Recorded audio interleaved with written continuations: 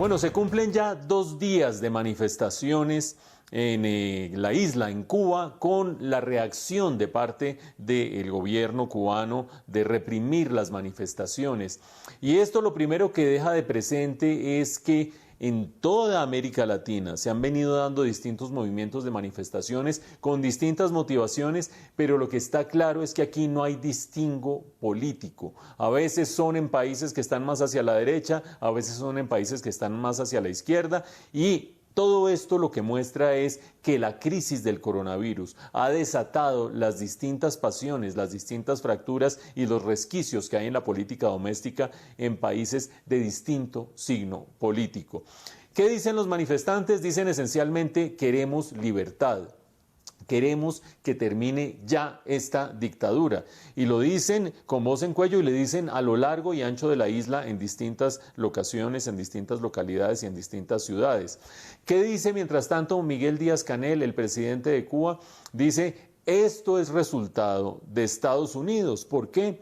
Porque la crisis económica es resultado del embargo al que ha sometido Estados Unidos a la isla, dice Díaz-Canel, pero por otra parte, porque desde Estados Unidos se está estimulando este levantamiento. Y como desde Estados Unidos se está estimulando estas manifestaciones, dice Díaz-Canel: vamos a llamar al pueblo revolucionario a que salga a las calles a defender la revolución.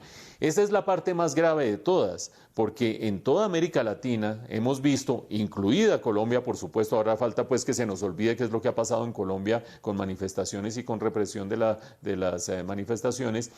En toda América Latina se han dado episodios de estos, pero en el caso de Cuba existe ese rasgo característico del llamado de parte del presidente de la República a que salga el pueblo a defender la revolución, es decir, pueblo contra pueblo, y en ese pueblo contra pueblo hay gente armada de un lado, gente armada de otra, otra con palos, otra sin armas de ninguna índole, vaya uno a saber.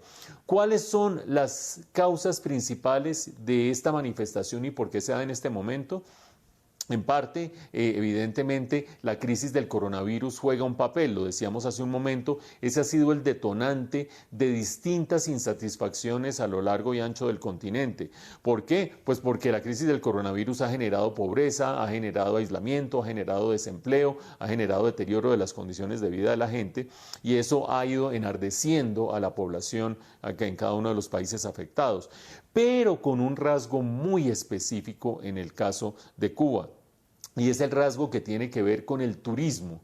El turismo, una de las actividades más afectadas internacionalmente por el coronavirus, la aeronáutica, el turismo, la hotelería, los restaurantes, etcétera, etcétera.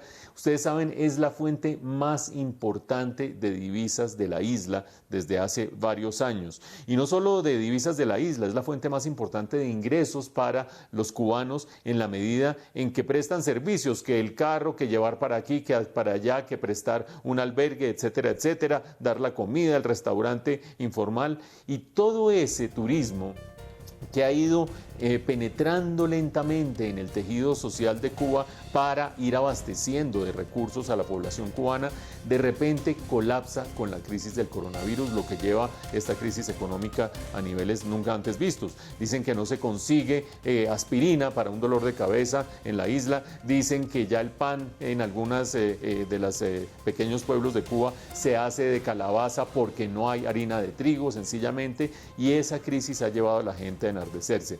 Pero un rasgo fundamental que distingue este movimiento de movimientos anteriores y sobre todo de aquel de 1994 es que ahora hay Internet. Y el Internet, que se fue dejando entrar en la isla lenta y gradualmente, que lo dejó entrar Raúl Castro, ha sido el que ha permitido hacer dos cosas. Primero, la capacidad de convocatoria de la gente a través de las redes sociales, lo que permite que algo que sucede en La Habana se replique en los baños y se replique en Santiago de Cuba, etcétera, etcétera. Esas redes sociales permiten esa réplica en distintas regiones, pero fuera de eso también Internet permite que se conozcan las noticias, que haya pequeños grupos periodísticos informales que no son la prensa oficial que va contando lo que pasa. ¿A dónde irá a parar todo esto? Vaya uno a saber. ¿Qué irá a hacer Estados Unidos en este caso? Vaya uno a saber. ¿Irá a reaccionar el régimen de Cuba como reaccionó Nicolás Maduro en su momento con las distintas manifestaciones en Caracas y en otras ciudades venezolanas?